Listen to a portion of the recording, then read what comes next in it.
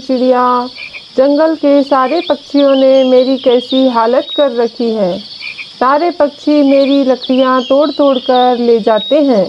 मैं उनसे कहता हूँ कि मेरी जड़ों में रोग लग गया है, इसका अगर इलाज हो जाएगा तो मैं ठीक हो जाऊँगा, पर वे मेरी बात नहीं सुनते।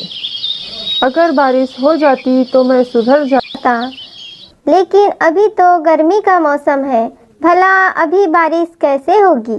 आप कुछ ऐसा उपाय बताइए जिससे आपकी जड़ों का रोग दूर हो सके। वह कहता है कि यहाँ से कुछ दूर पर नीम का पेड़ है, वही मेरी समस्या का समाधान कर सकता है। इसीलिए वह डरने लगती है। मुनमुनी को गेहूं धरता हुआ देख टोनी चिड़िया कहती है, अरे बेटी, पहले हम भी ऐसे ही डरा करते थे, लेकिन अब हमारे गांव में एक से एक मशीन लग गई है। अब हमें जाते से गेहूं दरना नहीं पड़ता। अरे माँ, हमारे गांव में भी गेहूं पीसने की मशीन लगी हुई है, पर मुझे वहाँ पीसना पसंद नहीं है। मैं तो जाते से ही दरकर पीसती हूँ। हाथ से दरा हुआ आटा एकदम स्वच्छ और स्वास्थ्य के लिए लाभदायक होता है।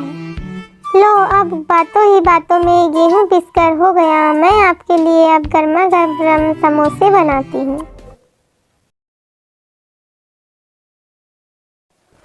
अब हम इसे पीसकर इसका रस नीम के पेड़ में डालेंगे। अब मुनमुनी गर्मा गर्म समोसे बनाने लगती है। समोसे की खुशबू से उनकी दोनों बेटी रिंकी और मिंकी के मुंह में पानी आ जाता है। वे कहती है, माँ जल्दी समोसे बनाओ, हमारे पेट में चूहे कूदने लगे हैं। हमें बहुत जोरों की भूख लगी है, जल्दी समोसे बनाओ, जल्दी बनाओ।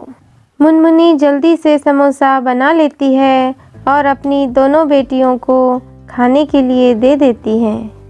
माँ, समोसे बहुत स्वादिष्ट हैं। एक घना जंगल था। वहाँ के सभी पेड़ पौधे हरे भरे थे, लेकिन एक पेड़ सूखा था। उस जंगल के सभी पक्षी उस पेड़ की लकड़ियाँ तोड़ तोड़ कर ले जाते थे। चलो कालू कौआ, हम इस पेड़ की लकड़ियाँ तोड़ना प्रारंभ करते हैं। इतना सुनकर पेड़ कहता है, ठहरो, मुझे मत तोड़ो, मैं अभी बूढ़ा नहीं हुआ हूँ, मेरे जड़ों में रोग लग गया है। तुम इस अरे बाबूजी, मुझे दूर से देखोगे या मेरे करीब भी आओगे? अरे आ भी जाओ, मुझे अकेले नदी में नहाने में मजा नहीं आ रहा है। तुम साथ होंगे तो दोनों को नहाने में बड़ा मजा आएगा। हाँ। सुंदर लड़की की बात सुनकर भीमा से रहा नहीं जाता और रमेश के मना करने पर भी भीमा नदी में उस सुंदर लड़की के साथ नहाने चला जाता है। कुछ ही देर में वो सुंदर लड़की चुड़ैल के रूप में आ जाती है और भीमा का गला दबाकर उसे नदी में डुबोने लगती है। रमेश जल्दी से गांव जाता है और गांव के लोगों और मुखिया जी को ये सारी बात बताता है। मुखिया जी, जल्दी से कुछ कीजिए, नहीं तो वो चुड़ैल मेरे भाई भीमा को भी मार डालेगी। फिर गांव के लोग और मुखिया जी पुजारी जी को लेकर नदी के पास जाते हैं। दुष्ट चुड़ैल, छोड़ दे इस बेचारे आदमी को, आखिर क्या बिगाड़ा है इसने तेरा, जो तू उसे इस तरह से नदी में डुबो कर मार डालना चाहती है। मैं गांव के किसी आदमी को नहीं छोड़ूंगी, मार डालूंगी मैं सभी को। जैसे मुझे नदी में डुबोकर मार डाला, वैसे ही मैं भी गांव के आदमियों को नदी में डुबोकर मार डालूंगी। पुजारी जी, मुखिया जी, अरे रमेश, कोई तो कुछ करो, मुझे इस चुड़ैल के हाथों से बचाओ। और नीम की पत्तियों का रस और बाल्टी भर पानी उस पेड़ की जड़ में डाल देते हैं और वहां से चले जाते हैं। अब अगले ही दिन फिर उस पेड़ के पास आते हैं और उसकी जड़ों में नीम की पत्तियों का रस और एक बाल्टी पानी डाल देते हैं। यह प्रक्रिया वे प्रतिदिन दोहराते हैं। ऐसा करते करते उन्हें कई दिन बीत जाते हैं।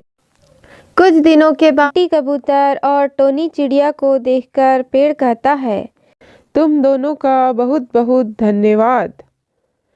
तुम्हारी देखरेख से ही मैं आज कितना फलों से भरा हुआ हूँ। मेरे फल बहुत मीठे और जादुई हैं। इनको खाते ही सभी रोग दूर हो जाते हैं। इतना सुनकर टोनी चिड़िया कहती है, पेड़ भैया, मेरी बेटी बहुत बीमार है। मैंने उसकी बहुत दवा करवा ली, पर वो ठीक नहीं हो रही है। मेरे फलों को ले जाकर उसे खिला देना, वह ठीक हो जाएगी। अब टोनी चिड़िया और बंटी कबूतर जादुई आम के फलों को लेकर जाने लगते हैं।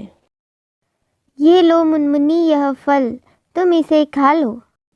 अब मुनमुनी उन फलों को खा लेती है। माँ, इन फलों को खाकर मैं एकदम स्वस्थ हो चुकी हूँ। अब मुनमुनी जादुई फलों को खाकर एकदम स्वस्थ हो जाती है। तो बच्चों, आपको वीडियो पसंद आया हो तो वीडियो को लाइक एंड सब्सक्राइब जरूर करें। फिर दोनों नदी में जाकर नहाने लगती हैं। तभी नदी के किनारे पेड़ के पीछे से पवन और रामू नाम के दो दोस्त संगीता और पुष्पा को नदी में नहाते हुए देखने लगते हैं। अरे रामू यार, इन लड़कियों को नदी में नहाते हुए देख कर तो ऐसा लगता है मानो जैसे आसमान से अप्सरा उतर कर आ गई हो। अरे वो इन्हें देख कर तो मन बड़ा ही प्रसन्न हो गया है रे। सच कहते हो पवन भैया, इन लड़कियों को यूं नदी में नहाता देख कर तो हमारा भी मन नदी में नहाने का करने लगा है। अरे तनिक इनका ये चमचमाता गोरा गोरा बदन तो देखो। अरे कम बहुत जरा धीरे बोल, कहीं किसी ने सुन लिया तो बहुत मार पड़ेगी। हाँ। तभी संगीता को ऐसा आभास होता है कि कोई उन्हें चुपके से देख रहा है। पुष्पा, मुझे लगता है कि वहाँ पेड़ के पीछे कोई है जो हमें ऐसे नहाते हुए देख रहा है। चल जल्दी चलते हैं यहाँ से। फिर वो दोनों नदी से निकलकर अपने घर चली जाती है। अगले दिन फिर से संगीता सुबह के 4 बजे पुष्पा के घर जाती है और उसे आवाज लगाकर उठाने लगती है। पुष्पा कमरे से बाहर आती है और संगीता से कहती है, संगीता, मैं रोज सुबह सुबह 4 बजे उठकर तेरे साथ नदी पर नहाने के लिए नहीं जाने वाली। मेरी सारी नींद खराब हो जाती है और वैसे भी मंदिर की साफ सफाई पूजा पाठ तो तुझे करनी है, मुझे थोड़ी ना करनी है, इसलिए तू अकेले ही नदी पर नहाने जा। संगीता गुस्से में वहाँ नदी पर नहाने के लिए चली जाती है। तभी पवन और रामू फिर से नदी के किनारे पेड़ के पीछे खड़े होकर संगीता को नहाते हुए देखने लगते हैं। पवन भैया, आज तो ये लड़की अकेले नदी पर नहा रही है। चल तो फिर आज हम दोनों भी नदी में नहाने के मजे लेते हैं, वो भी इस अप्सरा के साथ।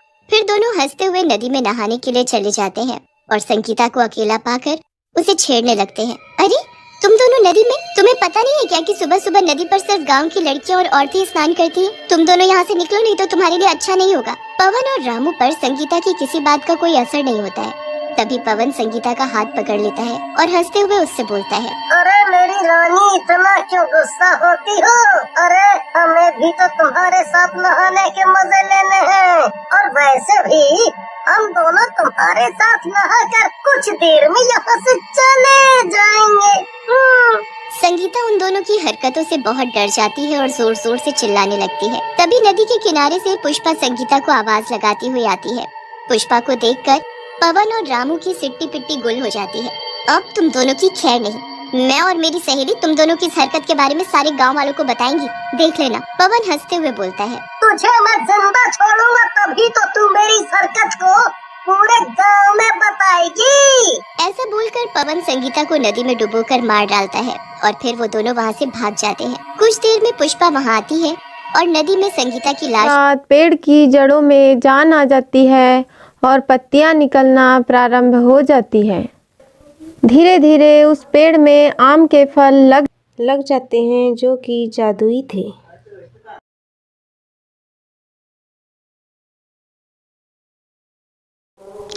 अरे टोनी दीदी, मुझे कालू कौवा बता रहा था कि हमने जिस पेड़ में पानी और नीम का रस डाला था, उस पेड़ में बहुत अच्छे आम के फल लग आए हैं। हमें कई दिन हो गए वहाँ गए हुए, बहुत दिनों से हम वहाँ गए नहीं हैं। चलो चलकर देखते हैं। हाँ हाँ बंटी कबूतर, चलो चलकर देखते हैं।